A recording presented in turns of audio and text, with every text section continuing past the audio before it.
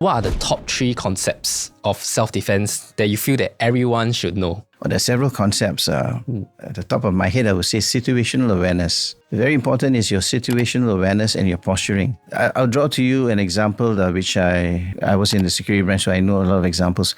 They did a research in US of people standing at the traffic lights, and they got prisoners who were violent and all that to say which of these groups of people you would pick to attack or abuse and to dominate. So the first one was the one that they was not aware of the environment. They were looking at their phones, looking around. They're just looking at their phones. They were not concentrating. The second group of people was their posturing. They were passive. They were not confident. They appeared to show low self-esteem. And the third group of people was the one that was postured well. They were looking at the environment. They were aware. They were conscious of what's going on. So they said that the last group, they would not touch. The other two, they would pick because they felt that they can dominate, they can assert, they can control. Right. So situational awareness and posturing would be one. The second one is always try to de-escalate. My rule is if you can, run.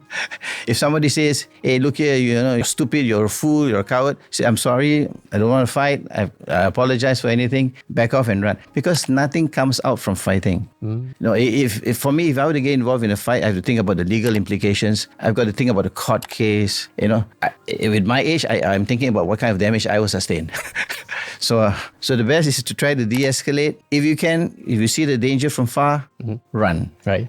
Nothing wrong in running. My third concept I would share would be when push comes to shove, if you're cornered and you have no choice, I say fight to win. So you've got to go for core areas. Your eyes, nose, throat would be the first areas I would target, especially when I train women. And then the groin. So this gives you that space when you hit maybe 15, 30 seconds to escape to safe zone. So when push comes to shove and you have no choice but to execute self-defense techniques, I recommend core areas. I call this a triangle of pain. Anywhere in these areas, the hundreds of points you can hit will give your aggressor sufficient pain that he'll back off and enough of space for you to run away. Right. Escape.